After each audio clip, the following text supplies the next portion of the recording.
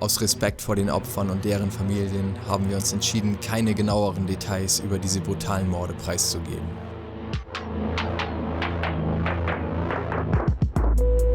(2009) wurde der 29-jährige Adam Mann zu 24 Jahren Gefängnis verurteilt, nachdem er seine Ex-Frau Lisa Beverly brutal ermordet hatte. Seit ihrer Scheidung im Jahr 2007 wird das Verhältnis zwischen Adam Mann und Lisa Beverly zunehmend schlechter. Beverly versucht Mann dazu zu bringen, für ihren gemeinsamen Sohn aufzukommen. Sie teilt dem zuständigen Jugendamt mit, dass Mann falsche Angaben zu seiner Arbeitslosigkeit gemacht hat, woraufhin er eine Zahlungsaufforderung von über 400 Pfund erhält. Auf Facebook schreibt sie ihren Freunden: Er ist reine Platzverschwendung und jeder, der ihn kennt, wird euch das Gleiche sagen. Er kann sich nicht um seine eigenen Kinder kümmern, aber dafür um die einer anderen. Er ist ein Witz. Sorry, ich bin ein Miststück.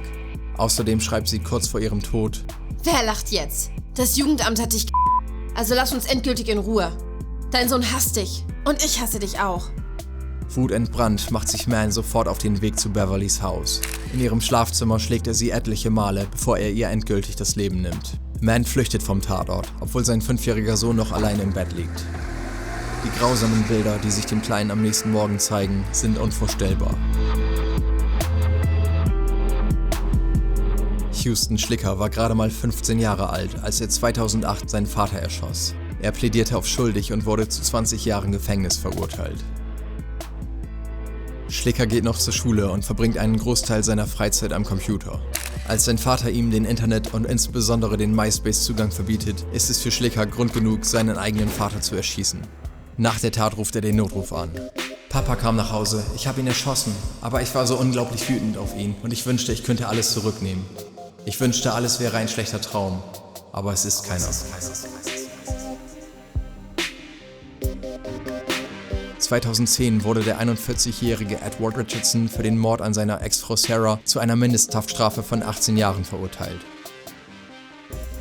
Nach einer gescheiterten Ehe lassen sich die Richardsons im Jahr 2008 scheiden.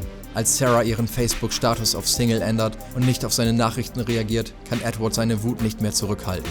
Berauscht durch einen Mix aus Kokain und Alkohol fährt er zum Haus ihrer Eltern, wo sich Sarah zu diesem Zeitpunkt aufhält. Um beim Zerschlagen des Fensters keine Aufmerksamkeit zu erregen, dämpft er es mit Panzertape. Er dringt in das Haus ein und ermordet auf schockierende Weise die Mutter seines Kindes. Anschließend fährt Edward zu einem nahegelegenen Feld, wo er vergebens versucht, sich umzubringen. Er bittet einen Passanten, die Polizei zu verständigen, woraufhin er ins Krankenhaus gebracht und später verhaftet wird. 2010 ermordete der 20-jährige Christopher James Dannewick die 18-jährige Nona Belomsov. Er wurde zu einer Mindesthaftstrafe von 21 Jahren verurteilt. Dannewick sitzt bereits seit einiger Zeit im Gefängnis, weil er eine Frau mit einem Messer bedroht hat. Noch am selben Tag seiner Entlassung kontaktiert er Nona Belomsov über Facebook. Nachdem er von ihrem Interesse am Tierschutz erfährt, erschafft er die fiktive Person Jason Green und schickt ihr erneut eine Freundschaftsanfrage. Did you intentionally befriend Nona on Facebook to murder her? Dannewick gibt an, er sei Teamleiter bei Wires, einer australischen Organisation, die sich stark für Tierrettung einsetzt. That Facebook account was set up with the illusion that Jason Green is a team leader working for Wires. No, yeah, I did make the account.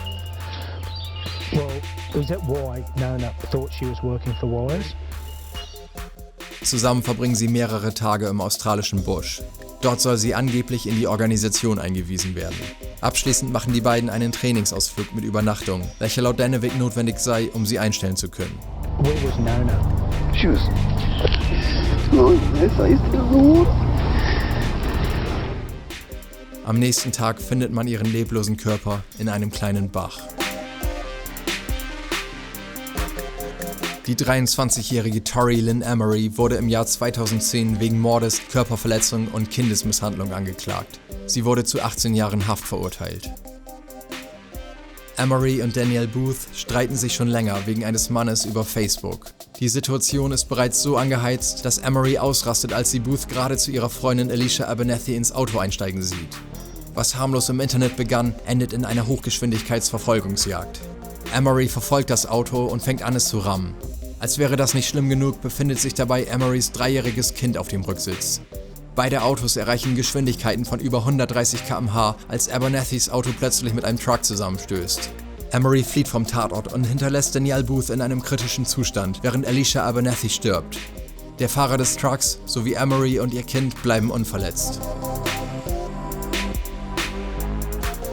2009, als Matthew Dubois erst 16 Jahre alt war, erschoss er seine 15-jährige Freundin Mikara Sanders.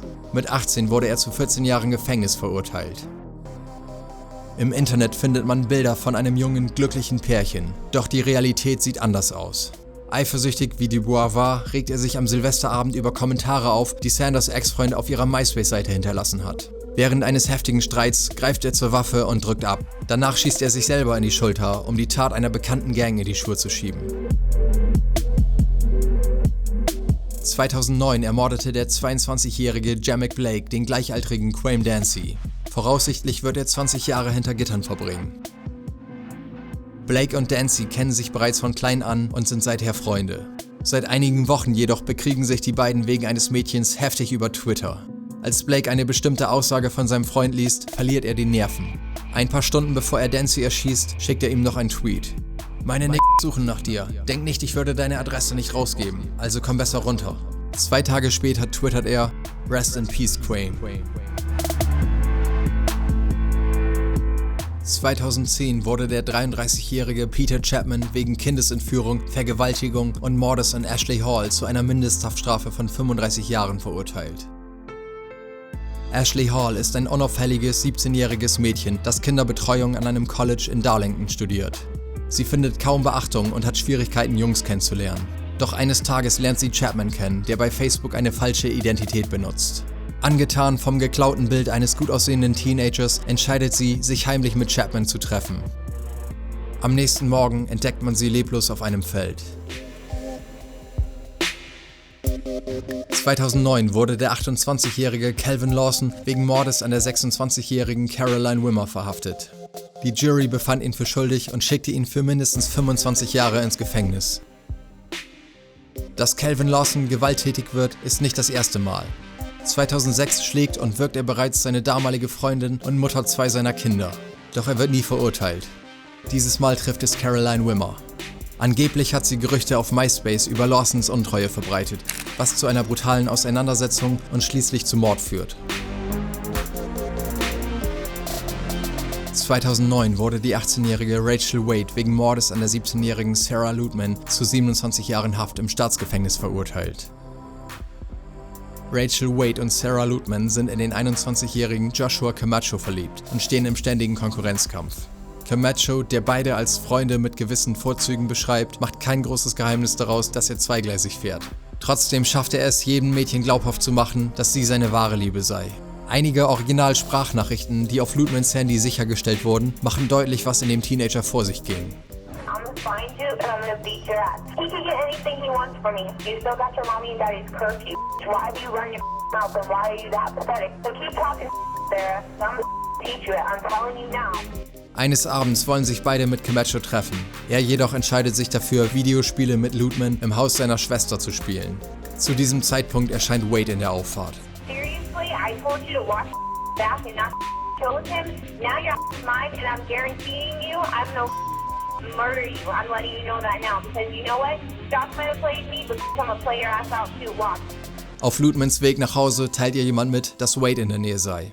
Als sie Wade draußen vor einem Haus entdeckt, springt sie aus ihrem Auto und rennt direkt auf sie zu. Zuerst flüchtet Wade, dann aber stoppt sie und zieht ein Küchenmesser. Nur wenige Augenblicke später ist Ludman tot. In einem Interview mit ABC News sagt Wade, dass soziale Netzwerke großen Anteil am Konkurrenzkampf und Mord hatten. Wenn dir dieses Video gefallen hat, gib uns deinen Daumen nach oben. Teile dieses Video auf Facebook, Twitter und Co., um andere zu warnen, ihre Streitigkeiten nicht in der Öffentlichkeit auszutragen oder Freundschaftsanfragen von Fremden anzunehmen. Für ein weiteres spannendes Video klick auf das Fenster oben rechts oder abonniere unseren Kanal.